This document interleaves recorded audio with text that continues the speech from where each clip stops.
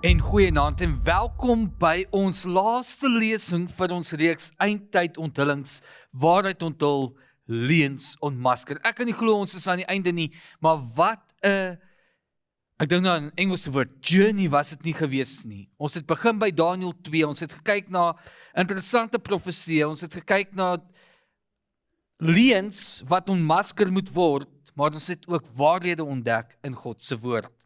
En die groot waarheid wat ons gisteraand ontdek het, waarna ons almal saam geluister het, was die waarheid oor die Sabbat. En wat 'n besonderse boodskap was dit nie gewees nie. En mag dit wees dat ons die begeerte sal hê om op die Sabbat, wanneer die heilige ure aanbreek, in God se teenwoordigheid te wees. En dan ook, wanneer daar 'n diens is en jy is naby 'n kerk, daar saam met medegelowiges by mekaar te kom en dan meer oor God te leer. Maar net so vinnig, wie is die Sewende Dag Adventiste Kerk? Dit is gestig in 1863 in die Verenigde State van Amerika. Op die huidige oomblik is die hoofkantoor in Silver Springs en daar word op hierdie oomblik genoem dat daar 23 miljoen gedoopte lidmate wêreldwyd is. En hierdie kerk is werksaam in meer as 200 lande en gebiede. So dit is 'n wêreldwye kerk reg oor die wêreld. En ek weet van mense wat al vir ons kom sê, hulle gaan van Suid-Afrika na 'n ander land toe en dan gaan kyk hulle net waar is 'n Sewende Dag Adventiste kerk. En ja, jy verstaan nie altyd die taal wat gepraat word nie, maar selfs met die lofliedere wat gesing is, kan jy agterkom dat almal dieselfde boodskap sing. Wat is die missie van die kerk? Die missie is om die evangelie van Jesus Christus aan die wêreld te verkondig en mense voor te berei vir sy spoedige wederkoms, soos waarna ons gekyk het in ons vorige 2 lesings. Die geloofsoortuigings van die Sewende Dag Adventiste Kerk, nommer 1, die Bybel en die Bybel alleen. Die Bybel het die hoogste gesag. Dan verlossing deur genade, deur die geloof in Jesus Christus, die Sewende Dag Sabbat, soos wat ons na geluister het gisteraand, en Jesus Christus wat persoonlik, sigbaar en letterlik sal terugkeer.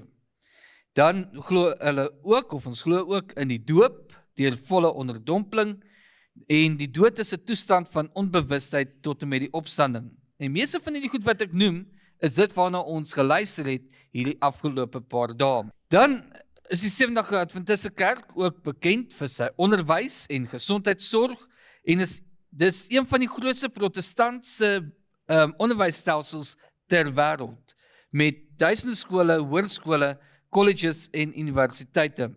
En dan is daar ook hospitale, klinieke en gesondheidsinstellings wêreldwyd. Die Sewende Dag Adventiste Kerk in Suid-Afrika het 'n baie besonderse geskiedenis waarvan ons weet van die eerste Adventiste kerk wat in Kimberley is. So as jy deur Kimberley een of ander tyd ry, gaan en besoek gerus die heel eerste kerkie wat as 'n monument staan en daar is ook 'n ryk geskiedenis agter daardie kerkie. Ek self was daar gewees en dit was nogals baie interessant om die geskiedenis daar dan te sien. Daar is meer as 160,000 gedoopte lidmate in Suid-Afrika en die kerk bestaan uit meer as 800 plaaslike gemeentes en groepe reg oor die land. Suid-Afrika vorm deel van die Sovereign African Indian Ocean Division en dit is dan die konferensies waaronder dit dien. En in Suid-Afrika het ons 4 hoofkonferensies waarvan alles deel is van die noordelike konferensie van Suid-Afrika en dis hier van waaraf ons hierdie uitsendings doen. Die kerk bedryf talle skole in Suid-Afrika, gemeenskapsprojekte, gesondheidsinisiatiewe en ondersteun ook die werk van ADRA in Suid-Afrika. So daar is net so 'n bietjie geskiedenis oor die Sewende Dag Adventiste Kerk en as jy graag wil weet, waar is 'n Sewende Dag Adventiste Kerk in jou gebied? Maak kontak met ons by Adventiste Wêreld Radio Afrikaans. Sê dit as 'n vraag en sê, ek wil graag 'n kerk in my dorp besoek en ons sal dan ons bes doen om die kontakpersoonlede te kry met die adres en dit vir u aan te stuur sodat u daardie kerk kan gaan besoek. Maar dit is dan net so 'n bietjie inligting daaroor. Kom ons verwelkom nou vir Eben en ons vra 'n paar vrae oor die vorige lesing. Goeienaand.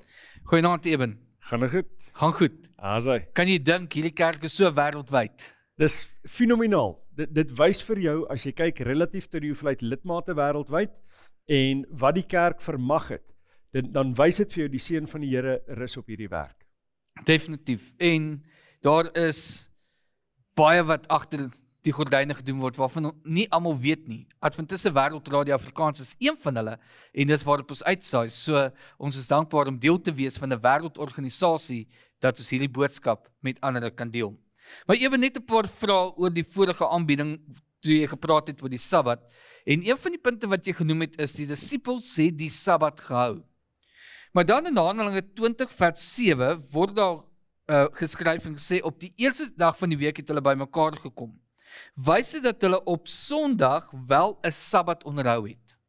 Wel, ons moet mooi gaan kyk na wat die Bybel vir ons sê. Daai aspek van die eerste dag van die week kom 2 keer in die Nuwe Testament voor. In beide gevalle is dit nie 'n verplasing van die heiligheid van die Sabbat na 'n ander dag nie. Dis nie 'n opdrag om 'n ander dag te hou nie, en daar kan ook nie so opdrag wees nie, want in geen geval in die Bybel het God iets heilig verklaar en later besluit, maar nou is dit onheilig nie. Onthou, ons het in daai lesing gesien spesifiek na wie die Sabbat verwys. Dit verwys na Jesus as die skepper en die verlosser. Nou, een van die argumente wat mense voer rondom die verandering van 'n Sabbat na 'n Sondag is omdat Jesus daai dag opgestaan het. Jou uitdaging met daardie spesifieke siening is die volgende: wat is die belangrikste? Is ons verlos deur Jesus se opstanding? Nee. Ons is vrygekoop danksy sy sterwe wat op 'n Vrydag plaasgevind het, maar ons het die belofte van 'n opstanding wat ons ook gaan ervaar uit die dode uit wanneer Christus weer kom, as ons sou afsterwe, te danke aan die feit dat hy ook opgestaan het. So wat is die twee, as mens dit wil noem, boekhouers aan weerskante van die Sabbat? Dit is Christus se kruisdood en sy opstanding, en tussen die twee is dit die Sabbat. Nou, het Christus tyd nodig gehad om die dood te oorwin? Nee. So waarom het hy nie onmiddellik weer opgestaan nie? Want dit was Sabbat. Onthou, hy het gesterf laat die middag, hier by 3 uur in die middag, en daarna is hy dan nou na die graf toe, en dan vroeg op die Sondagoggend het hy reeds opgestaan. Met ander woorde, hy het ook selfs in die dood, het hy Sabbat gehou.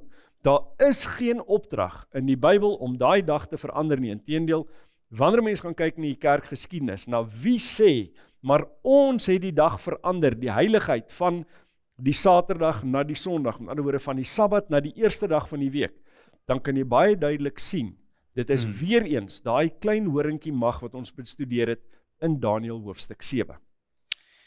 'n vraag wat hiermee saamgaan, 1 Korintiërs 16 vers 2, is waar Paulus skryf en sê, op die eerste dag van die week moet offergawe dan eenkant gesit word. Goed. Was dit dan ook 'n oorskuif of nee, dis interessant in jou vraag, praat jy van moet offergawe gegee word, maar dis nie 'n offergawe soos wat jy normaalweg by 'n kerkdiens sou doen nie. Dit was 'n spesiale opname van fondse weens die stryd wat die gelowiges in Egipte gehad het. Nie in Egipte nie, in Jerusalem gehad het. So, dit is die uitdaging wat daar was, en hy vra dan spesifiek vir mense om geld op sy te sit op die eerste dag van die week, sodat wanneer hy kom, daar nie geskarrel moet wees om geld bymekaar te maak nie, maar hoegenaamd bepaal dit nie dat dit die nuwe aanbiddingsdag enigstens is nie. Inteendeel, onthou, ons moet konsekwent kyk na alles wat die Bybel vir ons vertel. En ons sien ook dan die voorbeeld in Handelinge waar daar vir die heidene gesê is om die volgende Sabbat bymekaar te kom. Waarom die volgende Sabbat as hulle net kon sê, maar die volgende dag is net so goed, want die dag is nou ewe skielik geskuif. Ons sien dit glad nie in die Bybel nie. So konsekwente lees van die Nuwe Testament gaan vir jou wys, daar is nie 'n wysiging van Sabbat na Sondag in die Bybel nie. Daai konsep is 'n buite Bybelse konsep. Openbaring 1 vers 10 sê, ek was in die gees op die dag van die Here. En in die Bybel wat die verwysing sê, verwys dit dan na die twee tekste van Handelinge 20 vers 7 en 1 Korintiërs 16 vers 2, dat dit die eerste dag van die week was. Kan dit wees of verwys dit na iets anders? Goed, ons moet een ding baie mooi onthou.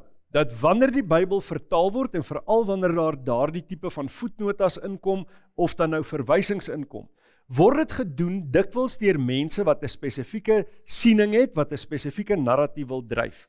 Nou is my vraag eenvoudig dit, is daar 'n verbale koneksie tussen die verwysings na eerste dag van die week en die dag van die Here in Openbaring 1 vers 10? Nee, daar is nie. So wat sou 'n beter koneksie gewees het om te maak? Jesus sê in die Bybel, en ons het gisteraand na daai verse gekyk, hy sê, ek is Here ook van die Sabbat. So met watter dag konnekteer hy homself? Met die Sabbat. So as hy dan praat van die dag van die Here, watter dag is dit? Kan dit ewe skielik die eerste dag van die week wees? Nee, dit kan nie. Die beter koneksie sou wees as dit gemaak is met die dag waarmee Jesus homself geassosieer het. Hy het homself op geen stadium geassosieer met die eerste dag van die week nie, maar met die 7de dag van die week. So, nou kom mense en hulle maak 'n verkeerde koneksie met tekste wat niks in terme van verwysing het na Openbaring 1 vers 10 nie, en daarom glo hulle dan dat die heiligheid van Sabbat geskuif is na Sondag, terwyl dit nie is nie. Nou wil ek net byvoeg, baie vroeg in die geskiedenis van die kerk was daar wel mense wat gesê het, maar hierdie eerste dag van die week is dan eintlik nou die dag van die Here. Nou waarom het hulle daai koneksie gemaak? Ons moet een ding onthou, die Jode is baie erg vervolg, veral deur die Romeine. Nou, omdat hulle op dieselfde dag aanbid het, die vroeë Christene, ons sien hoeveel keer in die Bybel, dat die disippels byvoorbeeld na die sinagoge toe gegaan het, en daar saam met die Jode aanbid het hulle self nie beskou as 'n totaal nuwe godsdiens, soos dat ons vandag sterk onderskeid maak tussen Judaïsme en die Christendom nie. Hulle het hulle self gesien as dieselfde godsdiens, maar die vervulling van die profesie van die Messias het al reeds gebeur. Daarom het hulle saam met die mense gaan aanbid, maar net vir hulle probeer vertel in daai aanbiddingsproses, maar hoorie, die Messias het gekom, Christus is hier. Maar toe daar nou vervolging is op die Jode, het sekere van die ander Christene gesê, maar ons moet onsself onderskei, sodat ons nie ook deel word van die vervolging van die nasionale Jode nie, met ander woorde die wat bloedlyn Jode was nie. Ons is nie dieselfde as hulle nie, ons is heidene wat tot geloof gekom het. En toe kom hulle sê, maar een van die identifiserende eienskappe wat die Romeine na gekyk het om te bepaal, is jy Jood of is jy nie, is of jy die Sabbat onderhou. Waarom? Want geen van die ander nasies het Sabbat onderhou nie, maar die Jode het wel. So die Christene wat dan Sabbat onderhou het, hulle was ook vervolg asof hulle bloedlyn Jode was. En hulle kom toe en sê, maar wag 'n bietjie, as ons net afstand doen van hierdie aanbiddingsdag, dan gaan ons nie vervolg word nie. Dis wat hulle gedoen het, so daar was in die vroeë kerk 'n sekere groepering van mense wat gesê het, nee, ons skuif die aanbiddingsdag, dis in elk geval meer aanvaarbaar om jou aanbiddingsdag op 'n Sondag te hê, want dit is wat die heidene in elk geval beoefen het.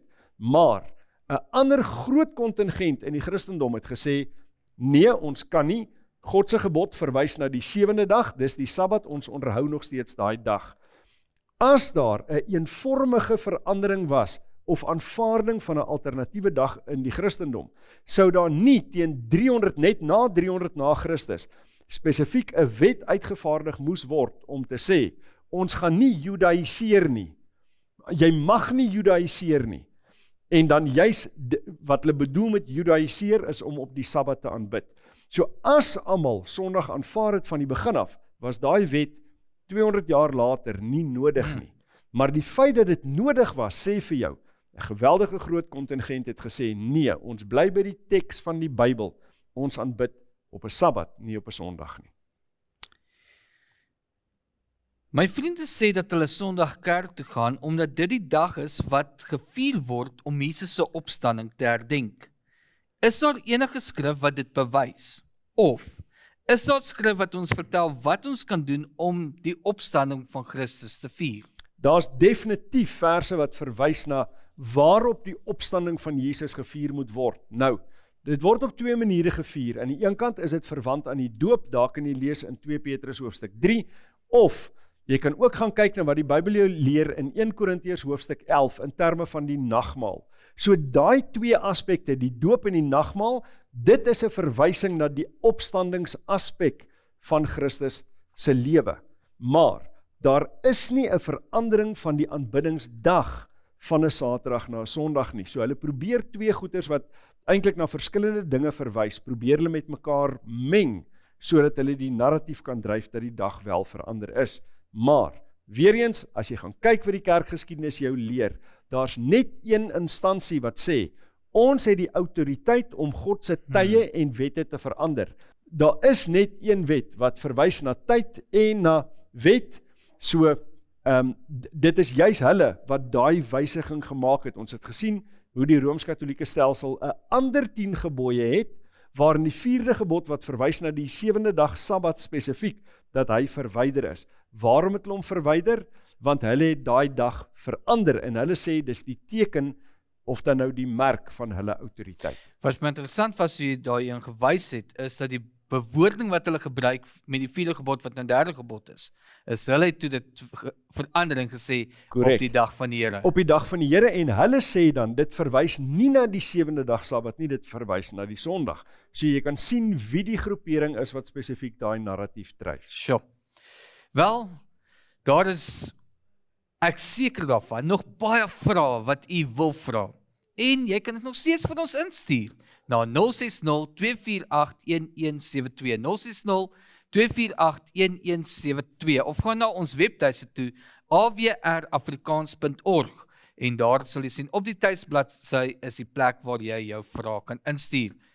En onthou, Eben het ook 'n reeks wat uitgesaai word op die radio, op Sondag om 1:00, dit word herhaal in die week ook, wat genoem word Teks in Konteks. Korrek. En daar kan die vrae wat dan inkom, sal hy ook dan daarmee werk, en hy kan dalk 'n program of 2 op van die vrae doen. Soos wat inkom, kan ons ook dan net weer terug laat weet, luister daardie dag, daar is 'n antwoord dalk op die vraag. Ek gaan die vraag oor die hel spesifiek hanteer in hierdie week wat kom, omdat ons nou nie in hierdie forum die vraag sal kan antwoord spesifiek oor die hel nie, is dit dan nou die episode wat kom hierdie week. Okay, so daar is definitief iets om vooruit te sien. Daar is 'n boekie geskryf oor hierdie onderwerp, gedagtes oor die hel, en soos wat ons voorheen genoem het, daar is 3 boekies wat gedoen is oor die onderwerp oor die dood. Hierdie is die 3de boekie in daardie reeks van titels wat handel daaroor. Waar kan jy dit bestel? Gaan na learnprophecy.com, en op die webtuiste kan jy dan jou bestelling insit en jou boekie bestel. Moenie net een bestel nie, bestel 'n paar, gee dit uit vir die vriende, of bestel die hele reeks. Daar is op die oomblik 'n reeks van 9 boeke, so maak seker jy kry almal en bestudeer dit saam en deel dit met ander ook. Maar nou vir die laaste keer, kom ons gee oor aan Eben in hierdie reeks oor die gedagtes van die hel. Dankie Heinrich. Goed, ons kom aan die einde van hierdie reeks en ons kyk na die volgende tema. Ons tema vir vandag, gedagtes oor die hel. Nou die hel is een van die laaste dinge wat mense van hou om oor te gesels, juis omdat dit prentjies in die gedagte bring van geweldige pyn en lyding en mense wat regtig deur 'n stryd gaan, en die konsep wat algemeen gedryf word daar rondom, is dat dit 'n nimmer eindigende pyniging is, maar daardie spesifieke siening is eintlik 'n geweldige aanklag teen wie en wat God is. En daarom is dit so belangrik dat ons mooi verstaan wat die Bybel werklik oor hierdie tema leer. Ongelukkig, wanneer ons gaan kyk na wat die verskillende Bybelvertalings vir ons sê, sien ons daar is tot 'n mate 'n Babelse verwarring afhangende van watter Bybel jy lees, omdat sekere Bybels nie konsekwent woorde wat verwys na die graf of dan nou die hel op die regte manier vertaal nie. En daai vertalingsprobleem skep in die gedagte van baie mense 'n wanindruk van presies wat hel is en waarna dit verwys. So kom ons delf in die teks in en ons gaan kyk wat die Bybel vir ons sê. Nou die algemene persepsie van die hel is dat in baie geloofstradisies, Christelik en andersins, word die hel uitgebeeld as 'n plek van ewige teistering en pyniging, iets wat nooit ophou nie. Nou, dis 'n plek waar mense vir die eindelose ewigheid dan brand. Maar wat sou so 'n aksie sê van God? Dis eintlik 'n geweldige groot aanklag. Hulle sê dan dis 'n plek waar Satan en sy demone nou reeds regeer. Nou in Afrikaans praat hulle partykeer van die duiwel as Ouniek, dan sê hulle Ouniek is besig om daai kole nou te grawe. Die beeld daarvan, Satan is heiliglik, saam met sy demone in die hel, en hulle is besig om daai vuur te stook, en daar's al reeds sekere mense wat binne in daai vuur brand. Die vraag is dit wat die Bybel sê, of is dit maar die algemene persepsie, of wanpersepsie eerder, wat mense daaroor het? Nou, hierdie Gehenna konsep, en die woord Gehenna is maar net die Griekse woord vir hel, hierdie hel konsep dan vorm deel van die wyn van Babylon, en is 'n aanklag teen God se liefde en regverdigheid. Waarom sê ek so?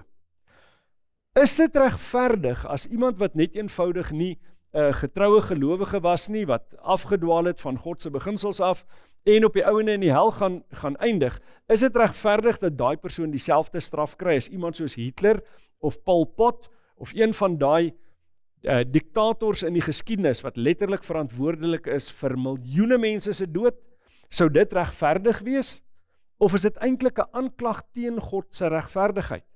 Ons moet gaan kyk wat die Bybel oor hierdie aspekte sê. So, wat leer die Bybel werklik oor die hel? Nou, in die woord hel kom voor in die King James 54 keer. Van daai 54 keer is 31 gevalle in die Ou Testament aangeteken en 23 in die Nuwe Testament. Die Lake of Fire word 5 keer genoem in die boek Openbaring, 1 keer in Openbaring 19, 3 keer in Openbaring 20 en 1 keer in Openbaring 21. So die Lake of Fire konsep kom net in die einde van die boek Openbaring voor. Maar ons sien dan dat hel volgens die King James beide in Ou en Nuwe Testament voorkom. Maar die oomblik wat jy 'n ander vertaling gebruik, as jy gaan kyk wat sê die Afrikaanse ou vertaling byvoorbeeld, dan sien jy 'n radikaal ander prentjie. In die Afrikaanse ou vertaling kom die woord hel net 13 keer in die Bybel voor. 10 keer as die woord hel self en 3 keer wanneer dit praat van die helse vuur. Maar nog steeds dieselfde konsep. Dit gaan oor hel. Nou 13 keer teenoor 54 keer in die King James, maak dit sin? Absoluut nie. Iewers is daar 'n baie groot probleem. En waar kom daai probleem in? Nou, dis duidelik dat in die Afrikaanse ou vertaling kom dit nooit voor in die ou vertaling nie. Want al 13 keer wat ons die woord hel kry in die Afrikaanse ou vertaling, is dit in die Nuwe Testament. En in die Nuwe Testament sien ons dit dan 13 keer, 11 keer in die evangelies, 1 keer in die boek Jakobus, 1 keer in die boek 2 Petrus. Maar nou sal jy sien, daar's 'n asterisk na die 2 Petrus weergawe. Waarom? Want dis nie dieselfde woord nie. Hy word wel hel vertaal, maar die grondwoord wat daarna verwys, is nie Gehenna, wat letterlik hel beteken nie. So, waarom hierdie verskil? Want die woord Sheol word in die Afrikaanse ou vertaling vertaal as doderyk sonder uitsondering. Elke keer wat die woord voorkom in die Hebreëus, word dit vertaal as doderyk. Maar in die King James vertaal hulle daai woord partykeer as grave en partykeer as hel. Nou is die graf en die hel dieselfde plek? Absoluut nie. Wat vir jou sê, daar's 'n baie groot probleem in die King James weergawe wat die Nuwe Testament aanbetref. Daar is die woord wat gebruik word Hades, en in die Afrikaanse ou vertaling word hierdie woord altyd sonder uitsondering vertaal as doderyk, terwyl die King James weer eens hierdie woord vertaal somtyds as grave, somtyds as hel. En vir daardie rede verskyn die woord hel eksponensieel meer in die King James weergawe as in die Afrikaanse ou vertaling. Maar dan, die woord Gehenna word in die Afrikaanse ou vertaling altyd vertaal as hel en dieselfde ook in die King James. So daar sien ons, dis 'n vertalingsprobleem in die King James wat baie keer 'n konsep voorhou asof dit hel is, terwyl dit nie in werklik na die hel verwys nie. So, die Afrikaanse ou vertaling is die 33-53 vertaling, word daai vertaling dan konsekwent gedoen en nie soos in die King James wat baie wisselvallig is met sy gebruik daarvan nie. Sheol en Hades word dan altyd as doderyk, met ander woorde die plek waantoe die afgestorwenes gaan. Nou, waartoe gaan die afgestorwene? Uit die aard van die saak, nie altyd nie, party is, jy weet, verdrink in die see, party word deur 'n dier geëet, wat ook al, maar die algemene konsep, wanneer iemand sterf, dan gaan hulle na die graf toe. Dit is die doderyk. Nou, party mense het 'n konsep van die doderyk, wat dit laat blyk, asof dit 'n plek is waar nog steeds in 'n bewuste toestand is. Maar, in ons vorige studie, gedagtes oor die dood, het ons baie duidelik gesien, mense wat gesterf het, is in 'n onbewuste toestand. Hulle gedagtes het vergaan. So, hulle kan nie dan in 'n, wat hulle in Engels noem, 'n subterranean area, hulle kan nie in 'n ondergrondse ruimte wees, nog in 'n bewuste toestand nie, want dit is baie keer die konsep wat mense het oor die hel. Nou, daai konsep van die hel, of dan nou van die doderyk, is iets wat eintlik baie streng ooreenkom, of baie sterk ooreenkom, met konsepte van die doderyk in die heidendom. Nou, ons kan nie toelaat dat die heidendom die denke van die Christendom beïnvloed nie. Ons moet juis onsself onderskei van hulle en bly by dit wat die Bybel en die Bybel alleen leer. So, Gehenna word dan ook in die Afrikaanse ou vertaling altyd vertaal as hel. Dis 'n konsekwente vertaling vir daardie rede. Ek verkies, wanneer ek 'n studie moet doen oor die hel, om die Afrikaanse ou vertaling te gebruik, of dan nou een van die Engelse vertalings, wat nie die wisselvallige vertalingsmetode gebruik, wat die King James gebruik nie. Nou is daar moontlik mense wat onder die indruk is, dat die Afrikaanse ou vertaling eintlik die Afrikaanse weergawe is van die King James. Hoegenaamd glad nie. Daar's radikale verskille in die vertaling, soos ons kan sien wat die hel aanbetref. Daar's ook mense wat glo, dat jy net in Engels die King James moet gebruik. Hierdie is 'n bewys dat daai siening nie korrek is nie. Want wanneer jy 'n ander Engelse vertaling ook sou gebruik, sou jy sien, maar die King James is in hierdie geval nie altyd korrek vertaal nie. Sê ek daarmee, ons moenie vertroue hê in die King James nie? Nee, wat baie aspekte aanbetref, is die King James beter vertaal as baie van die ander Engelse vertalings. En ek ondermyn ook nie nou ons geloof in die Bybel nie. Al wat ek sê is, as Bybelstudente moet ons verantwoordelikheid neem om nie net te staan op een enkele vertaling van die Bybel nie. Gebruik veelvuldige vertalings en verkieslik bly weg van parafrase vertalings af, omdat hulle nie woord vir woord 'n weergawe gee van die oorspronklike teks nie. Gebruik verskillende vertalings, maar wat getrou bly, met ander woorde 'n letterlike vertaling is die beste Bybels om te gebruik vir ernstige Bybelstudie. Nou, kom ons kyk vinnig na hierdie Gehenna konsep.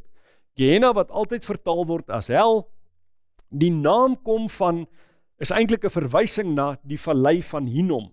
Nou, wat was die vallei van Hinnom? Die vallei van Hinnom is eintlik 'n plek net buite een van die poorte na Jerusalem.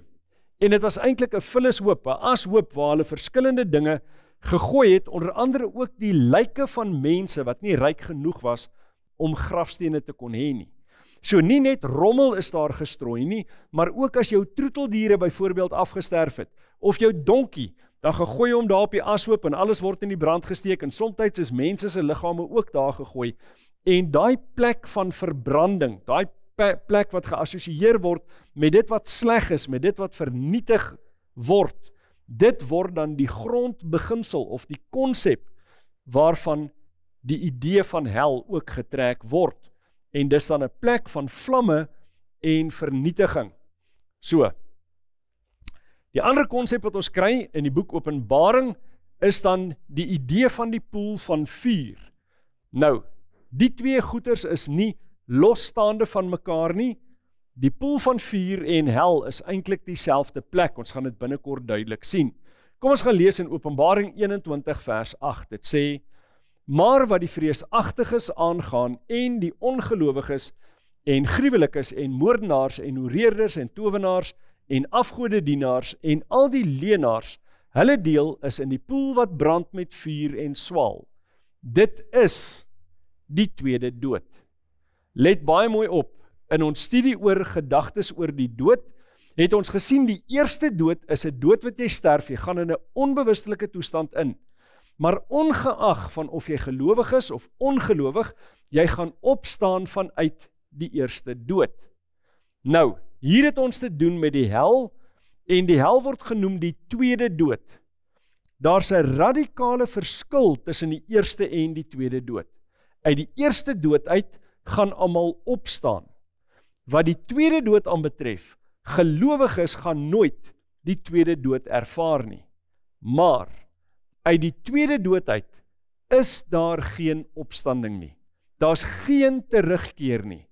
Maar die konsep van dood in die eerste dood en die tweede dood is dieselfde. Dis 'n onbewuste toestand. Goed? So, die persoon is nie bewus nie, maar gaan nooit weer daaruit terugkom nie. Onthou daai gedagte, ons gaan later weer terugkom daarna toe.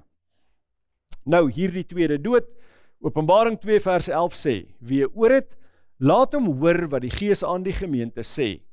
Die wat oorwin, met ander woorde die gelowiges, sal deur die tweede dood geen skade ly nie. Met ander woorde, hulle gaan nooit die tweede dood ervaar nie.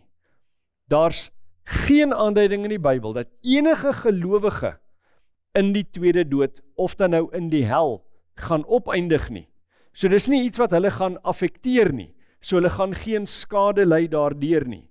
Maar ons gaan binnekort kyk wie is dan wel die groepering wat daai ervaring van die tweede dood gaan deel word.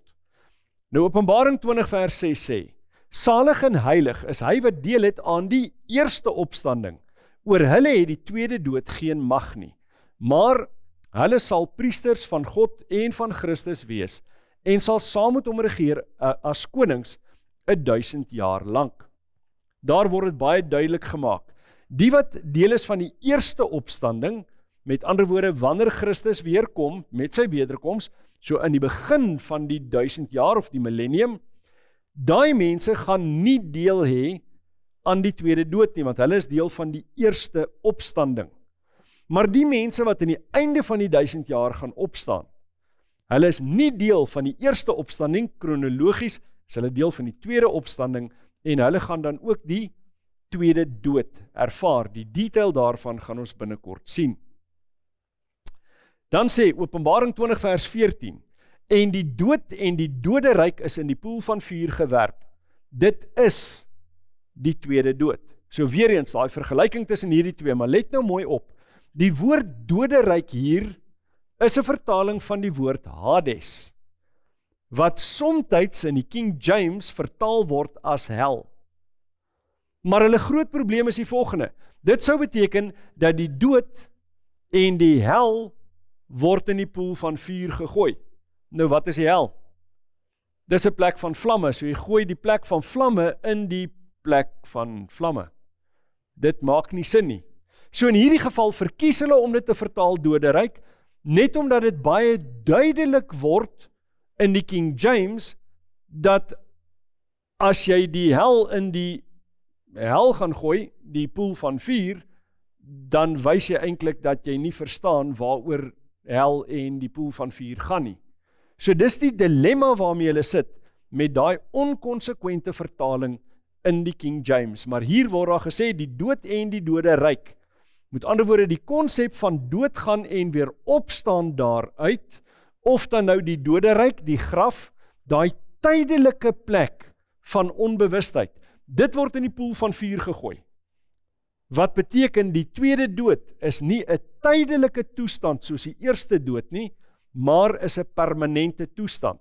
Mense wat in die poel van vuur gewerp word, hulle sterf die tweede dood wat 'n permanente onbewuste toestand op die ouende gaan op uitloop. Sê ek daarmee dat hulle nie gaan brand nie? Definitief nie. Hulle gaan brand, maar totdat hulle uitgebrand is, en dan kan hulle van daar af nooit terugkom nie. Ons gaan binnekort sien hoe die Bybel dit duidelik vir ons wys. Dan, wat is die dood? Die eerste dood was 'n slaaptoestand. Ons raai terugkeer daarvan af, en daai mense sal weer opstaan.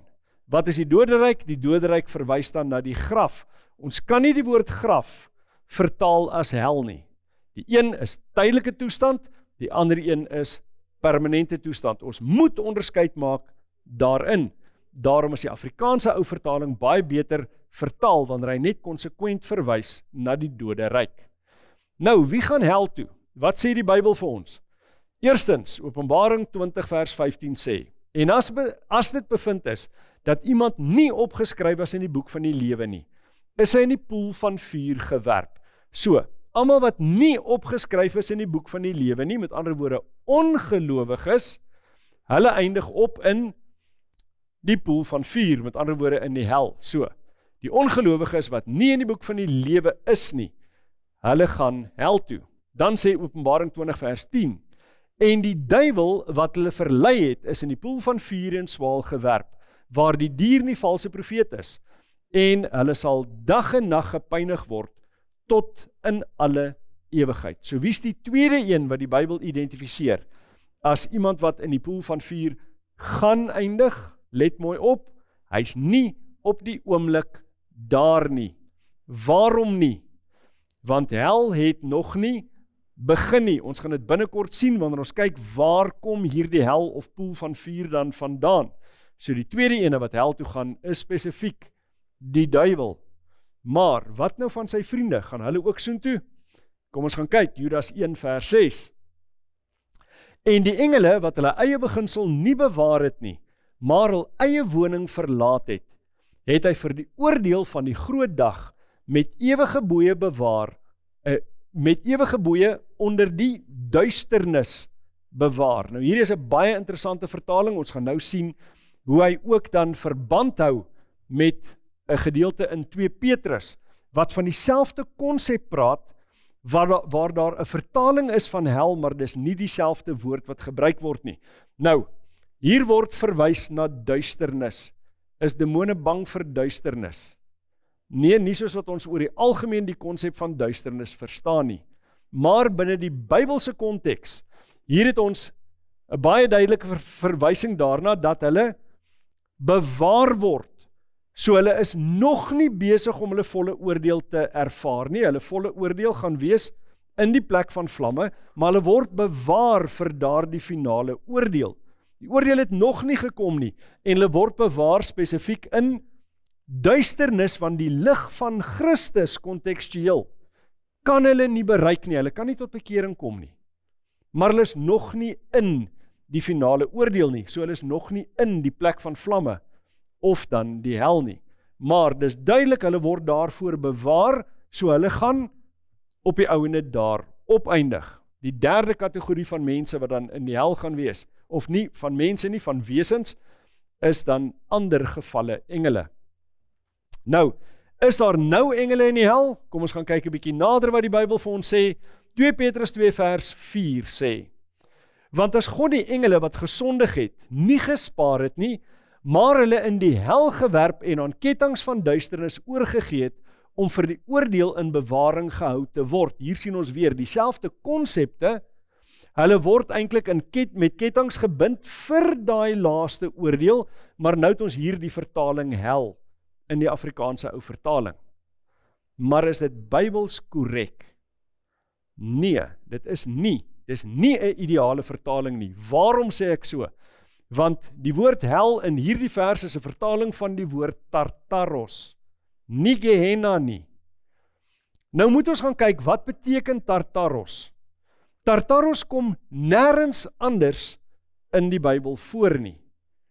Vir daai rede het ons geen ander keuse as om te gaan kyk, wat is die betekenis van hierdie woord in buite Bybelse geskrifte nie. Dit gaan ten minste vir ons 'n aanduiding gee van wat in die gedagte van die skrywer was, toe hy hierdie woord gebruik het.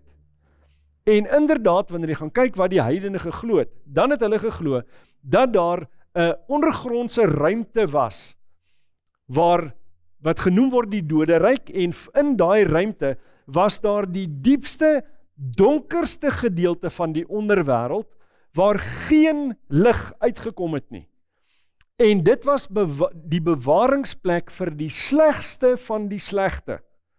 En hulle is dan in daai diepste, donkerste gedeelte aangehou, volgens hierdie Bybelverwysing na Tartaros. 'n Plek waar die lig nooit kan bereik nie.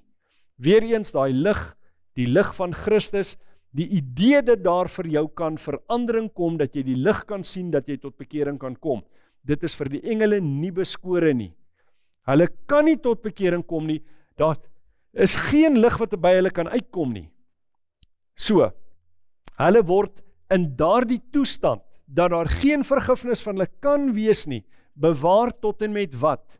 Die oordeel van die groot dag. Nou daai oordeel van die groot dag, is die dag wanneer die vuur van die hel aangesteek word. Daai poel van vuur, soos wat ons binnekort gaan sien. Nou, dit bring tot herinnering, daai vorige vers wat ons bespreek het, in Judas 1 vers 6, wat ook praat van die oordeel van die groot dag. Nou in Openbaring 20 vers 7 tot 10, sien ons dat dit gebeur na die 1000 jaar voleindig is. Dit gebeur nie nou al reeds nie. Daai poel van vuur word in die brand gesteek na die 1000 jaar, wat beteken daar kan nie nou 'n hel wees nie. Ons sal bietjie later reflekteer oor die konsep van waar hel is en waar hemel ook gaan wees. So, hel kan nie nou al reeds bestaan nie. Nou, wat presies is die hel dan? As die hel nie 'n plek is wat nou reeds bestaan nie, wat is dit? Kom ons gaan kyk. Openbaring 20 vers 9. En hulle het opgekom oor die breedte van die aarde en die laar van die heiliges en die geliefde stad omsingel. En vuur het van God uit die hemel neergedaal en hulle verslind. Nou wat doen jy as jy iets verslind? As iemand vir jou een of ander kossoort gee, jou gunsteling nagereg, en hulle plaas dit daar voor jou neer, hulle gee vir jou 'n lepel, en jy eet dit, jy verorber dit, dan verslind jy dit, daar bly niks oor nie.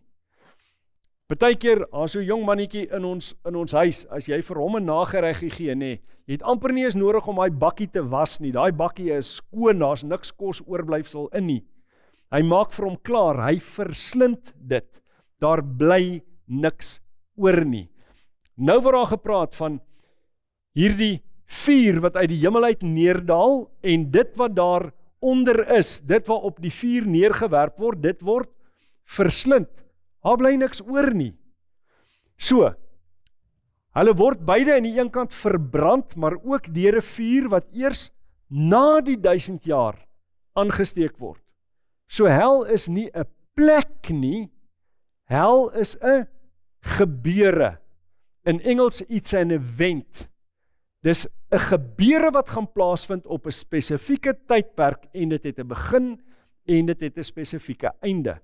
Daar is sekere verse wat lyk asof dit beweer, asof dit vir ewig kan aanhou, en ons gaan daarna kyk en sien in die Bybel dat dit nie kan wees nie. So, hoe lank duur die hel?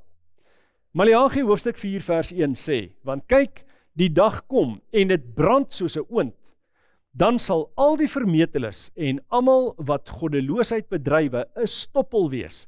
Nou wat is 'n stoppel? Dis dit wat oorbly nadat 'n ding verbrand is. Dan, hy gaan aan, hy sê, want die dag wat kom, sal hulle aan die brand steek, sê die Here van die leerskade, sodat dit vir hulle geen wortel of tak sal oorlaat nie. Nou hier is 'n baie interessante beeld. Hy praat hier van wortel en tak.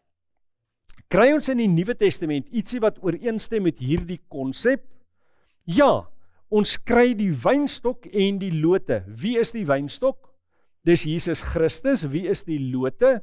Die lote is die gelowiges wat hulle self in Christus geanker het, nê? Wat in hom ingegrafeer is. So, dieselfde konsep, Christus is die wynstok, ons is die lote. Wie is hierdie wat dan wortel en tak is wat verbrand word?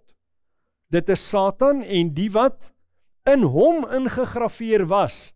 Hulle word verbrand tot so mate dat daar geen wortel of tak oorgelaat word nie. Met ander woorde, dit verwys na totale vernietiging. Daar bly niks oor nie. En hy herbevestig dit net enkele verse verder. Vers 3 sê, en julle sal die goddelose vertrap, want hulle sal so stof wees onder julle voetsole op die dag wat ek skep, sê die Here van die leerskare. Nou hier is 'n baie interessante verwysing. In die Afrikaans word dit vertaal as hulle sal stof onder julle voete wees.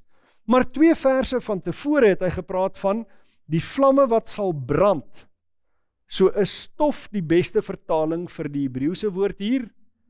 Nee, in die Engels, in die King James byvoorbeeld, verwys hulle nie na dust, soos in stof nie, hulle verwys na ashes, en die woord kan beide stof of as vertaal word, maar kontekstueel is stof nie die regte vertaling nie, as is 'n beter vertaling. Want goeders verbrand nie tot stof nie, dit verbrand tot as, wanneer dit uitgebrand is. Nou, kan hierdie goddeloses dan vir ewig in die hel brand, as die Bybel sê hulle verbrand tot as? Nee, hulle kan nie. Want wat is as? Dis dit wat oorbly, nadat dit wat in vlees en in wese daar was, uitgebrand is. Dink maar as iemand 'n vuur aansteek. As al daai hout uitgebrand is, dan lê daar net as oor. Dis nie meer die vaste stof wat daar aanvanklik was nie. Dis die residue, die oorblyfsel van dit wat al reeds in totaliteit uitgebrand is. So, in die Engels sê dit, they shall be ashes under the soles of our feet. Nou, wat sê die Bybel? Mag ons as gelowiges deur die vuur gaan? Absoluut nie. So as hulle vir ewig brand, hoe kan hierdie ongelowiges onder ons voete wees, as onder ons voete, as die vuur die hele tyd brand? Uit die aard van die saak moet die vuur uitgebrand het vir ons om uit te kan loop. Goed, so hulle is uitgebrand en dan as onder die voete, maar op watter dag? Hy sê spesifiek op die dag as ek skep. Nou waarna verwys hierdie skepping? Kan dit die oorspronklike skepping wees? Nee.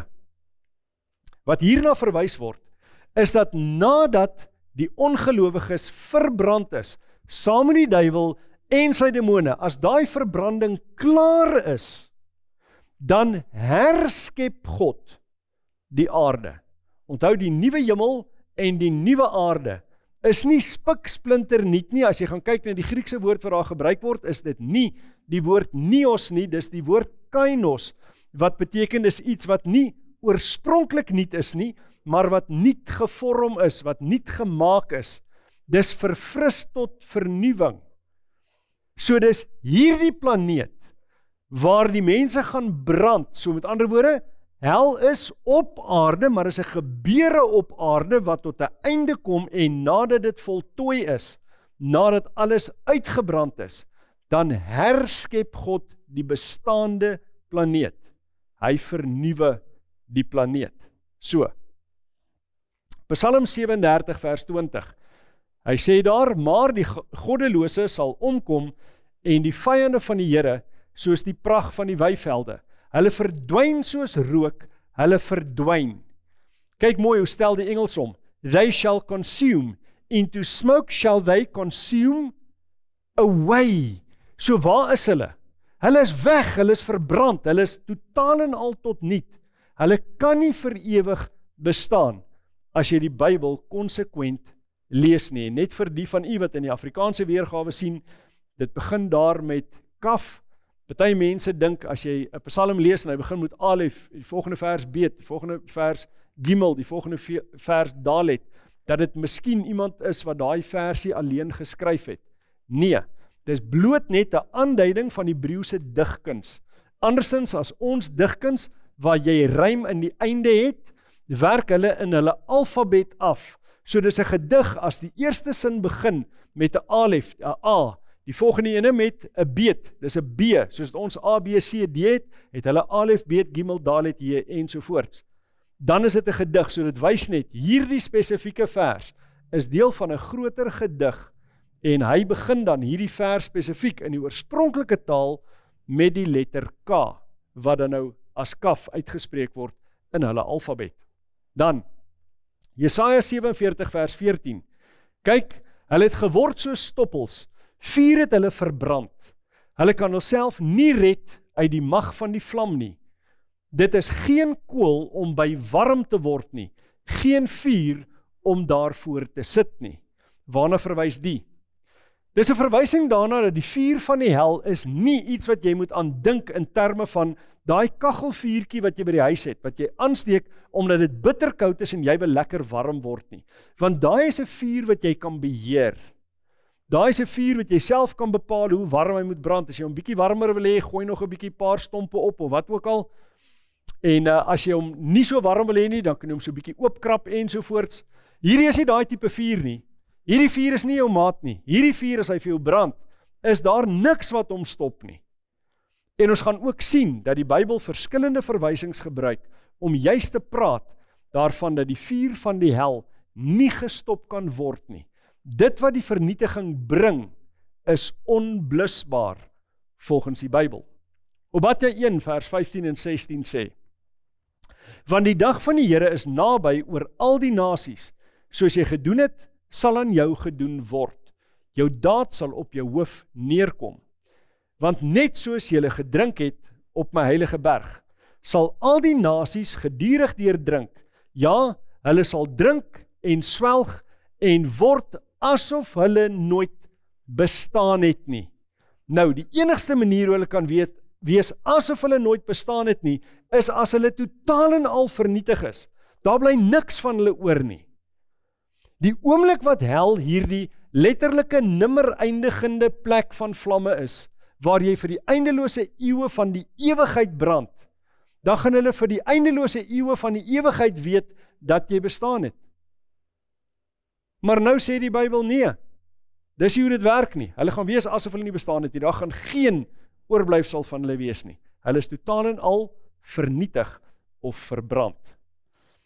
Dan ook 2 Tessalonisense 1 vers 9 sê: Hulle sal as straf ondergaan die ewige verderf, weg van die aangesig van die Here en van die heerlikheid van sy sterkte. Nou, dit praat van 'n ewige verderf. Sommige mense interpreteer dit as dat die proses van verderf vir ewig aanhou. Maar dink aan iets wat verderf. Sê nou maar jy sou vrug op 'n tafel neersit en jy los daai vrug daar. Hy gaan begin sleg lyk na 'n week of 2 ensovoorts. As jy na 10 jaar terugkom, wat is oor? Feitelik niks. Goed? So dis nie die proses van verderf wat vir ewig aanhou nie. 'n Ding kan verderf totdat hy wegverderf is, wegverteer is, soos ons in vorige verse gesien het. So dis nie die proses wat vir ewig aanhou nie. Dis die resultaat van daai proses. Die oomblik wat iets opgebrand is of wegverderf het, dan kan dit nie weer van daai staat af terugkom nie. Anderste as soos die hel, wat iemand nou sterf, hulle kom terug daarvan af, die hel werk nie so nie. Dis 'n vernietiging, dis 'n verderf, waarvan daar geen terugkeer of herstel kan wees nie. Filippense 3 vers 19. Hulle einde is die verderf. Hulle God is die buik en hulle eer is hulle skande. Hulle bedink aardse dinge, uit die aard van die saak sprekend van ongelowiges en weer eens hierdie konsep van hulle einde is die verderf, maar dis nie die verderf wat ewig aanhou nie. Hulle verderf totdat hulle wegverderf is en dan kom hulle nooit weer terug nie. So, sê ek dan, is die hel nie ewig nie? Verseker, kom ons gaan kyk. Judas 1 vers 6 en 7. En die engele wat hulle eie beginsel nie bewaar het nie, maar hul eie woning verlaat het, het hy vir die oordeel van die groot dag met ewige boeye onder die duisternis bewaar. Wat beteken daai ewige boeye? Daai ewige boeye beteken vir so lank soos wat hulle lewe. Ons sal reeds in 'n studie gesien, vir ewig is nie vir die eindelose eeue van die ewigheid nie, maar vir so lank soos wat hulle spesifiek lewe. En dis vir hoe lank hulle bewaar is, vir so lank soos wat hulle lewe, totdat hulle op die ouende hulle oordeel ontvang. Wat is hulle oordeel? Hulle oordeel is die feit dat hulle in die vuur eindig, en dan hou hulle lewe op. Vir ewig is nie vir die eindelose eeue van die ewigheid nie, dis vir so lank soos wat iemand lewe. Dan vers 7, dit sê, so Sodom en Gomorra en die stede rondom hulle, wat op dieselfde manier as hierdie mense gehoreer en agter vreemde vlees aangeloop het, as 'n voorbeeld gestel is, terwyl hulle die straf van die ewige vuur ondergaan. Wat is die Bybelse voorbeeld? Sodom en Gomorra en die stede rondom hulle. Wat het met hulle gebeur? Hulle het verbrand met 'n ewige vuur. Want die vergelyking word getref tussen Sodom en Gomorra en wat gaan gebeur met die ongelowiges aan die einde van tyd. Maar, is daar nou nog 'n plek op die planeet waar Sodom en Gomorra besig is om te brand? Nee, want dan is dit baie maklik om te bepaal waar Sodom en Gomorra is. Maar ons weet nie presies waar hulle is nie.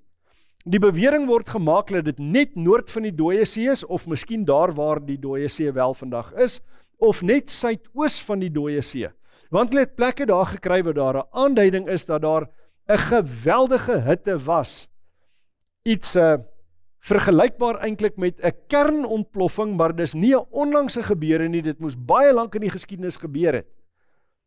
So, 'n geweldige vuur wat daar gebrand het, maar hy brand nie vandag meer nie. Waarom nie? Want Sodom en Gomorra en die stede om hulle is totaal en al uitgebrand.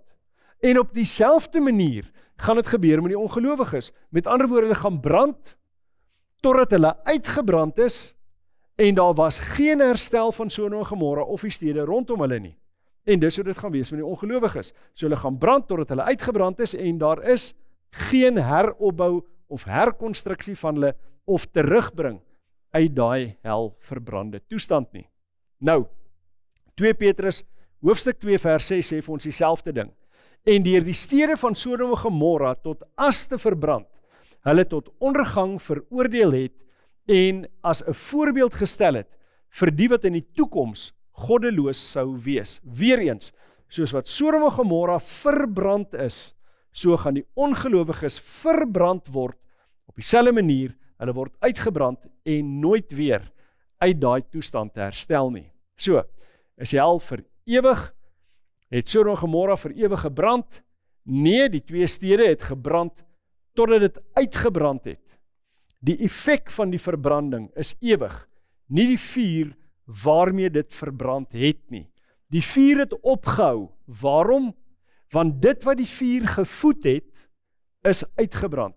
Toe is daar niks meer wat kan brand nie, en dan sterf die vuur. So, daar is geen terugkeer van daardie ewige vuur af nie, en Sodom en Gomorra is tot as verbrand en dien as 'n voorbeeld van daardie goddeloses wat verbrand gaan word in die einde van tyd. So, binne die Bybelse konteks, hoe lank is ewig? Ons kan nie net duimsuig en sê ewig in ons konteks, in ons taal vandag beteken vir die eindelose eeue van die ewigheid nie. Ons moet gaan kyk wat sê die Bybel. En wat sê die Bybel? 1 Samuel 1 vers 21 en 22. Toe die man Elkana dan met sy hele huisgesin opgaan om aan die Here 'n jaarlikse offer en sy gelofte offer te bring, het Hanna nie opgegaan nie, maar sy het aan die man gesê: Eers wanneer die seun gespeen is, sal ek hom bring, dat hy kan verskyn voor die aangesig van die Here en daar vir altyd bly. So haar verwagting was dat hy vir altyd in die tempel gaan bedien, maar is hy vandag nog daar? Nee, hoekom nie? Want hy het al dood gegaan. Nou, die woord wat hier vertaal word, of die term vir altyd, is 'n vertaling van die Hebreëse woord olam, wat vertaal kan word as vir altyd of vir ewig. In die Engels, in die King James is dit forever. Nou, wat het sy aan gedink? Wat het sy in gedagte gehad toe sy sê, maar hy sal daar dien vir altyd? Ons moet 11 verse voor hierdie vers gaan kyk wat het sy bedoel, wat was haar intensie. En 1 Samuel 1 vers 11 sê dan, en sy het 'n gelofte gedoen en gesê: Here van die leerskade, as u waarlik die ellende van die diensmaagd aansien en aan my dink en u diensmaagd nie vergeet nie, maar u diensmaagd 'n manlike kind skenk, dan sal ek hom aan die Here gee al die dae van sy lewe en geen skeermes sal oor sy hoof kom nie. So sy het gepraat daarvan dat hy al die dae van sy lewe vir die Here toegewys sal wees. Maar later sê sy, hy moet in die tempel dien vir altyd. So vir altyd in die Bybelse konteks, vir altyd of vir ewig, beteken so lank soos wat die wese lewe. Het ons 'n bevestigende teks in die Bybel wat dit vir ons sê? Verseker, Hanna het verstaan dat vir altyd beteken vir so lank as wat die seun sal lewe. nie vir die eindelose eeue van die ewigheid nie. Ons kyk na nog 'n bewys, Eksodus 21 vers 5 en 6. Maar as die slaaf reguit sê, ek het my Heer, my vrou en my kinders lief, ek wil nie as vryman weggaan nie, dan moet sy Heer hom na die owerhede bring en hom by die deur of die deurpos bring, en sy Heer moet sy oor met 'n els deurboor. Daarna moet hy hom vir altyd dien. Nou hier, die woord vir altyd is 'n vertaling van daai woord olam. Wat beteken dit? Dit beteken dat as 'n slaaf nie van sy diensheer wil weggaan nie, dan sal 'n gat deur sy oor geslaan en hy moet hom dien vir so lank as wat hy lewe. Hy kan nie meer vrygaan nie, totdat hy sterwe moet hy hom dien. Maar daai tydperk word dan na verwys as vir altyd. Want vir altyd in die Bybelse konteks beteken vir so lank as wat die wese lewe. Dan, Psalm 30 vers 12 en 13 sê, U het my weeklaag vir my verander in koordans. U het my roukleed losgemaak en my met vreugde omgord, sodat my eer U kan besing en nie swyg nie. Here, my God, vir ewig sal ek U loof. Bedoel hy dat hy vir die eindelose eeue van die ewigheid onophoudelik van daai oomblik af die Here sal loof? Ons moet gaan kyk wat die Bybel vir ons daaroor sê. Hy sê net in 'n psalm of 'n paar psalms verder, sê hy, die dode en almal wat in die stilte neerdal sal die Here nie loof nie, maar ons sal die Here prys van nou af tot in ewigheid. Halleluja. Waarom hierdie oënskynlike verskil? Onthou, hy maak dit duidelik dat die wat gesterf het, die Here nie kan loof nie. Ons het dieselfde beginsel gesien in ons studie oor die gedagtes oor die dood. Maar nou sê hy, maar ons sal die Here prys van nou af tot in ewigheid, want hy weet ewigheid, weer eens 'n vertaling van die woord olam, beteken vir so lank soos wat ek lewe. Die oomblik wat hy sterwe, is hy soos vers 17. Die dode en almal wat in die stilte neerdal, sal die Here nie kan loof nie. Wel daarna, as hy as gelowige weer opgewek word uit die dood uit, dan ontvang hy die ewige lewe van God af. Dan is hy 'n wese wat vir die eindelose eeue van die ewigheid gaan lewe. En dan kan hy weer die Here loof tot in ewigheid. Maar solank soos wat hy dood is, kan hy nie. So vir ewig in vers 18 verwys na die tydperk van daar waar hy skryf, vir so lank soos wat hy lewe. Dit is wat olam beteken, dit is wat vir ewig of vir altyd in die Bybelse konteks beteken. So, hoe lank is ewig? Die psalmdigters het ook verstaan dat vir ewig beteken so lank as wat jy lewe. Nou, vir altyd, wanneer dit God is wat die onderwerp is werklik vir die eindelose eeue van die ewigheid. Waarom? Want God gaan werklik vir ewig lewe. En dis wat die gelowiges gaan deel word. Hulle ontvang die ewige lewe wanneer Christus weer kom. Maar onthou, hulle word nie die tweede dood deel nie. So, word die ewige lewe dan ook gegee vir die wat ongelowig is? Nee, as hulle nie vir ewig gaan lewe nie, dan kan hulle in die hel net brand totdat hulle sterwe. En niks langer as dit nie. So, volgens die Bybel is vir ewig of vir altyd so lank as wat die persoon dan lewe. Nou sal sommige mense sê, maar wat van? Daar's altyd 'n maar wat van. En dan moet ons gaan kyk na die konteks om te kyk of ons dit reg verstaan of nie. Markus hoofstuk 9, vers 43 en 44 sê, en as jou hand jou laat struikel, kap dit af. Dit is beter vir jou om vermink die lewe in te gaan, as om 2 hande te hê en in die hel te gaan in die onuitblusselike vuur, waar hulle wurm nie sterf nie en die vuur nie uitgeblus word nie. Nou sê hulle, maar kan jy sien, die wurm sterf nie en die vuur word nie uitgeblus nie. Met ander woorde, jy moet dan brand vir ewig. Maar let op, is die wurm ook hier in die vuur? Nee, dit maak nie sin nie. Maar wat is die wurm? Die wurm is dit wat verteer. Wat is die vuur? Die vuur is dit wat verteer. Die wurm kan nie gestop word om te vreet nie. Die wurm gaan nie dood nie. Met ander woorde, as daai proses van vernietiging, die proses van verderwing begin, kan niks dit stop nie. Presies dieselfde met die vuur. Wanneer daai vuur van die hel begin brand, kan niks dit stop nie. Daar's nie onderbreking nie. Dit gaan aanhou brand totdat dit verteer het wat ook al dit voer. Dis dieselfde met die wurm.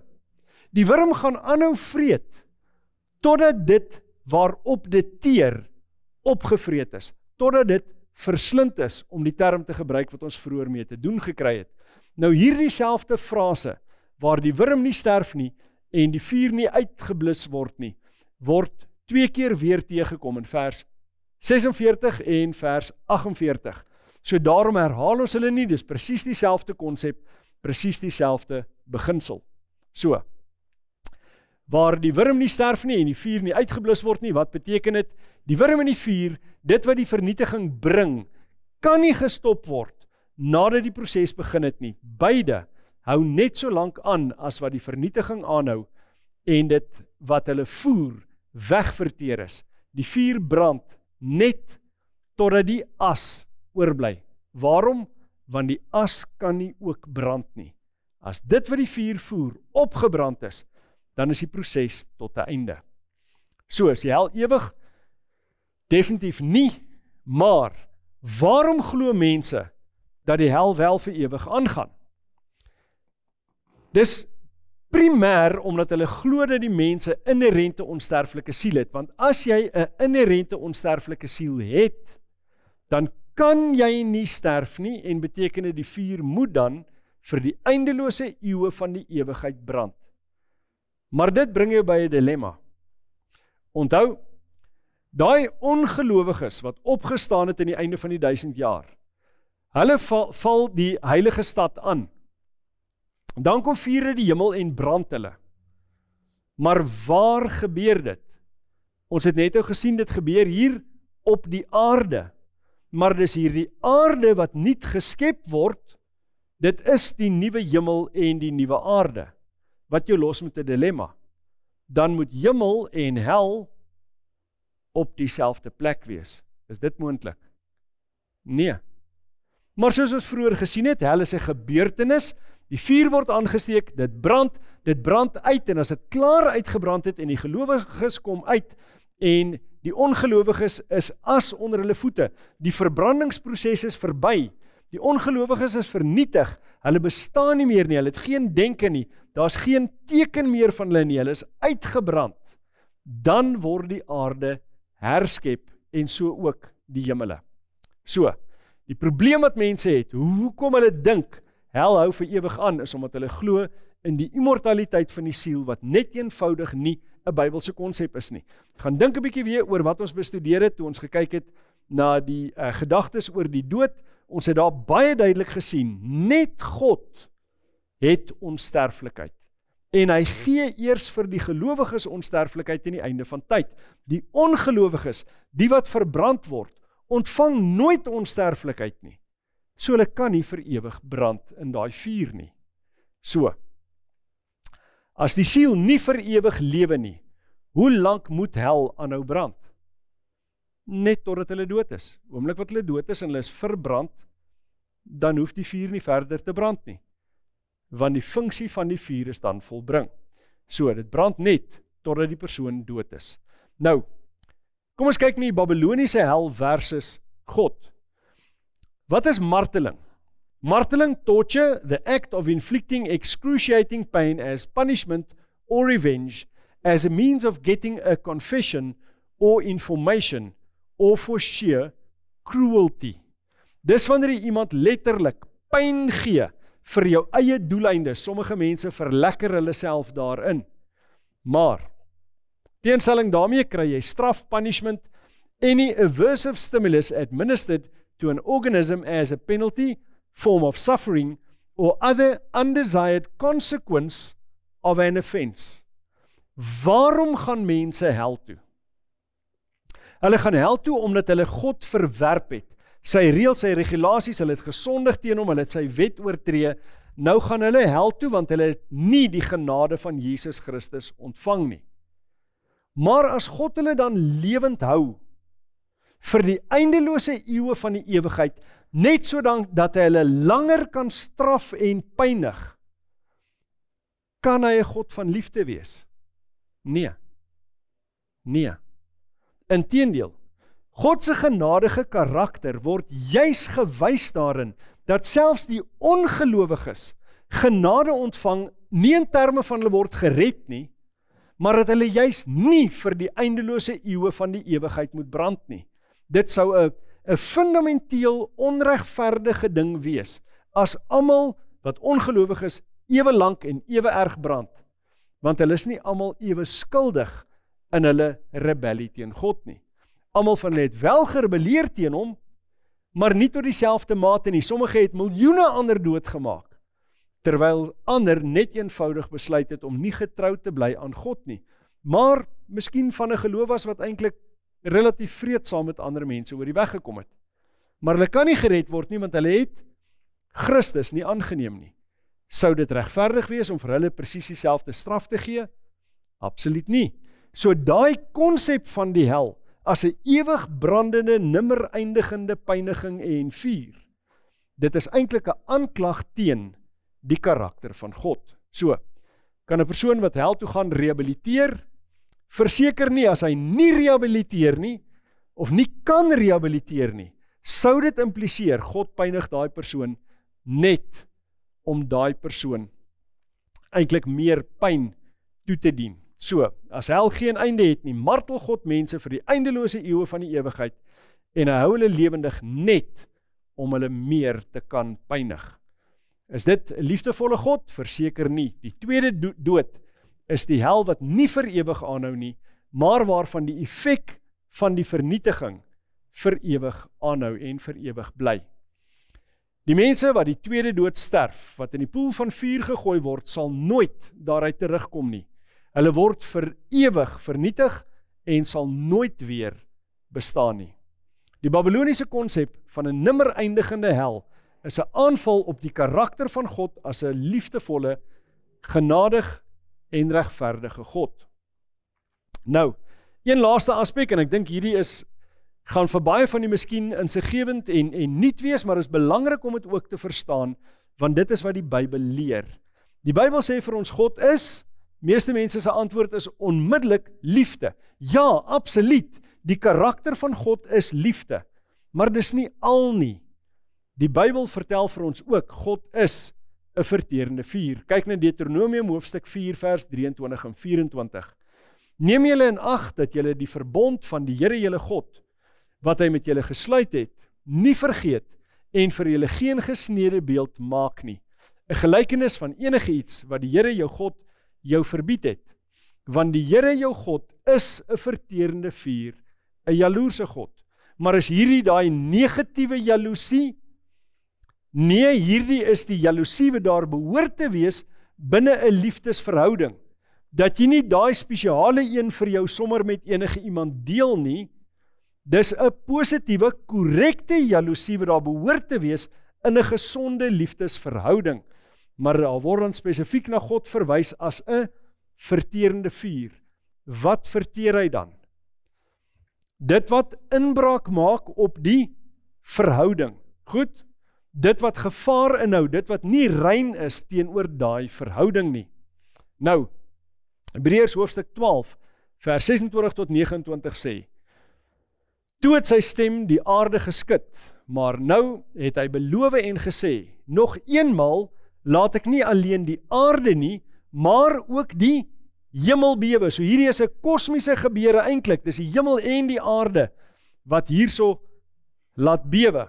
Dan sê hy, en hierdie woord nog eenmaal wys duidelik op die verandering van die wankelbare dinge as geskape dinge, sodat die onwankelbare kan bly. Nou wat is die wankelbare? Die wankelbare is die tydelike en dit word vervang met wat? Met die onwankelbare, met ander woorde die ewige dinge. So hier is dit die oorgang van die tydelike of die verganklike na dit wat ewig is, wat onverganklik is. Nou gaan hy aan en hy sê, daarom, omdat ons 'n onwankelbare koninkryk ontvang, laat ons dankbaar wees en so God welbehaaglik dien met eerbied en vrees, want ons God is 'n verterende vuur. Nie soos nie, hy is 'n verterende vuur. En wat verteer hy? Die wankelbare, die tydelike, dit wat moet verbygaan sodat die ewige kan aanbreek. Nou, kyk wat sê in Jesaja 33 vers 14 tot 16. Die sondaars in Sion bewe, siddering het die roekelose aangegryp. Hulle sê, wie van ons kan woon by 'n verterende vuur? Wie van ons kan woon by 'n ewige gloed? Nou wie is hierdie mense wat dit vra? Die wat roekeloos is, die wat nie verantwoordbaar was aan God nie. En hulle sidder, hulle is bekommerd, hulle is erg, amper wil ek noem versteurd, deur dit wat hulle nou in die gesig staar. Dan vra hulle, wie kan woon by die verterende vuur? En wie kan woon by die ewige gloed? Let mooi op na die Bybelse antwoord op hierdie vraag. Dit sê, hy wat in geregtigheid wandel en spreek wat reg is, met ander woorde die gelowige, wat gewin deur afpersing versmaad, wat sy hande uitskud om geen omkoopsgeskenk aan te gryp nie, wat sy oor toestop om van geen bloedskuld te hoor nie, en sy oë sluit om wat sleg is nie te sien nie. So hierdie is die regverdiges. Wat was hy vraag gewees? Hy eindig net eers met hom, hy sê, hy sal op hoogtes woon, rotsvestings is sy burg, sy brood word hom gegee, sy water is gewis. Dis die gelowiges. Nou wat was hy vraag? Die vraag was, wie van ons kan woon by 'n verterende vuur? Wie van ons kan woon by 'n ewige gloed? Wie is die verterende vuur? Dis God. So wie van ons kan woon in die direkte teenwoordigheid van God? Die gelowige kan. Waarom? Want die gelowige het geen vrees vir die vuur nie, want hulle is alreeds deur die vuur gelouter. Onthou daai louteringsproses waarvan ons lees in Maleagi hoofstuk 3, is 'n louteringsproses van suiwering, om gesuiwer te word, soos wat silwer of goud gesuiwer word. So die onreinheid is alreeds uit hulle uitgehaal.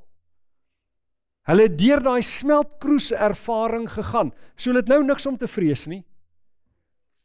Maar die ongelowige wat vashou aan die onsuiwerheid, wat nie wou ontslaa raak daarvan deur 'n louteringsproses saam met Christus nie. Hulle gaan vernietig word saam met die onsuiwerheid.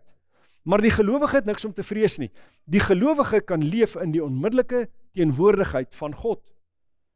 Op 'n manier beskerm daai onmiddellike heiligheid en heerlikheid, die Shekinah glorie van God, beskerm hulle van enige ander gevaar, enige onsuiverheid, sal nooit weer hulle kan raak nie.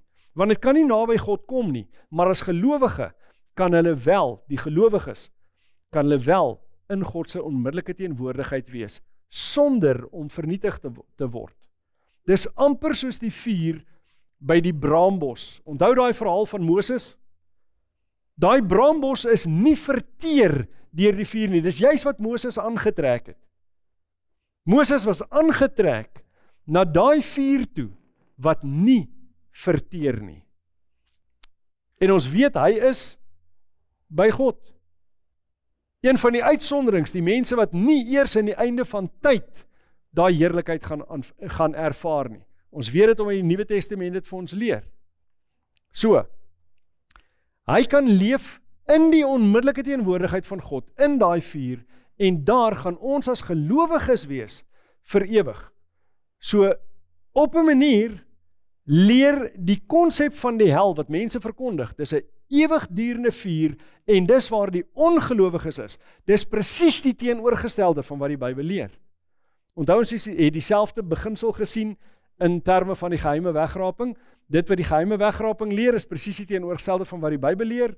Dit wat mense vandag glo oor die hel is presies die teenoorgestelde van wat die Bybel leer.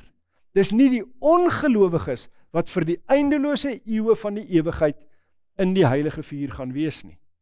Dis die gelowiges wat die voorreg gaan hê om in die direkte teenwoordigheid van God te kan wees. So, Die antwoord op daai vraag, wie kan lewe by daai ewige vuur?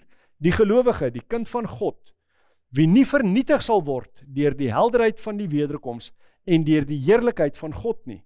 Hulle sal woon in die teenwoordigheid van daardie ewige vuur.